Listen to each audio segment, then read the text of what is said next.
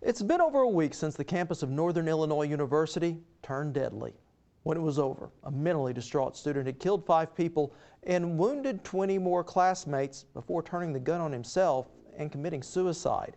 The latest wake-up call for what has become an ever-increasing problem. As our Brian Bindley reports, state officials hope to avert such school shooting tragedies and keep Oklahoma off the nightly news.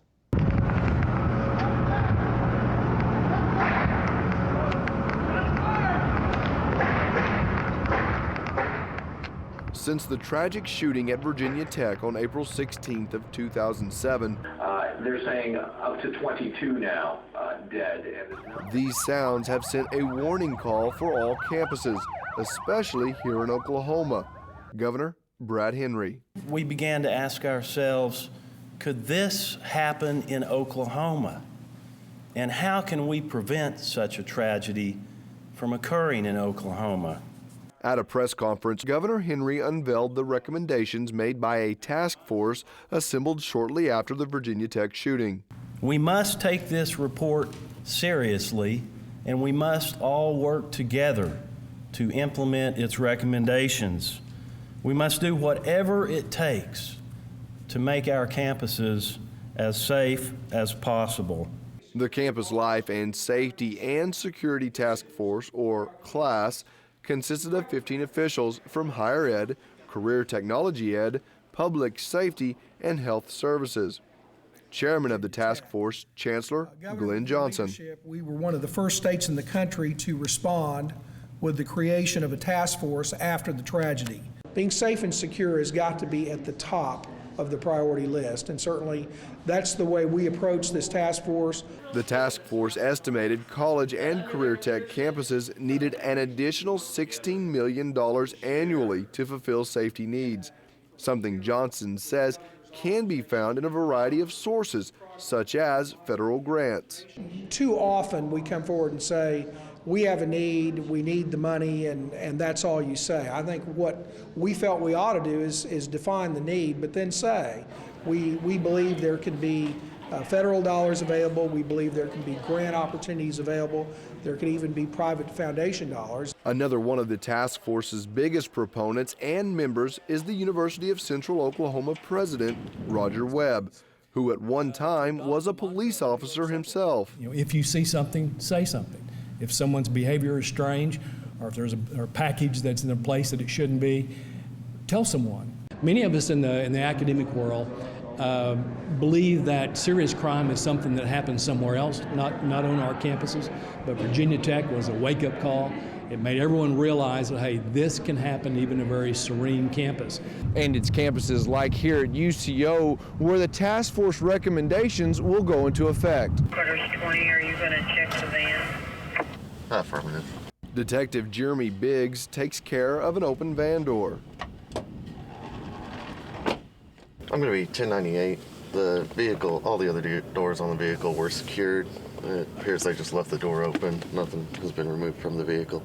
Biggs is one of 17 police officers at UCO and says the majority of the 15,000 student population are commuters. We've got a lot of parking lots and cars that are always coming and going. Our campus has a lot of commuter students, so there's a lot of traffic in and out between class times. So we're trying to make sure we're all over campus all day long, and we're constantly on the move looking for things. And while things are typically quiet on campus, the university has had the foresight to create a threat assessment team to handle special situations. Our job is to come together periodically for routine purposes, but also to come together quickly if any one element of our campus community identifies a potential risk. Director of Public Safety Jeff Harp says this team would handle cases where a security warning has increased within a situation. We all come together, share the information, make a plan of what we think we need to do from there, as opposed to one office simply trying to handle that and work it through to conclusion. Which takes a campus-wide communication program that deals with every entity from students, faculty, to counselors. This is a time of change in people's lives.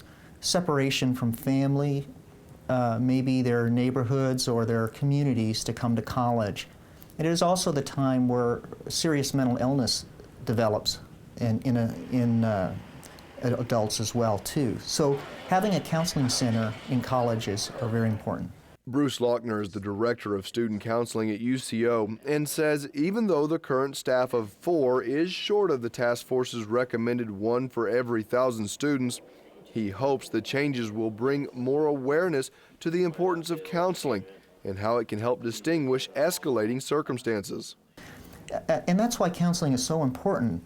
If people are able to talk about some of the things that are, in a lot of respects, unspeakable to themselves, they're less likely to actually do those things. So counseling serves a vital role in safety. And safety serves as a vital role in students getting a proper education. And joining me now is the co-chair of the class task force, Phil Berkenbile, State Director of the Oklahoma Department of Career and Technology Education. So, Dr. Berkenbile, how hard is it to design a campus security plan? Well, I think when you look at the varied degrees of institutions we have across Oklahoma in higher ed and career tech, it is tremendously hard to develop a plan that individually meets everybody's needs and at the same time takes into consideration urban versus rural, branch campuses, the layout of each campus. Now, what have you done on the state level to increase security? Well, I think when you're looking at here at the Department of Career Tech, one of the things that we've done is make sure we had cameras on all sides of the building. If you're not wearing your name badge like I am today, we stop and ask you in the hall if we can help you. We've locked more of our doors and only have several entrances that are open.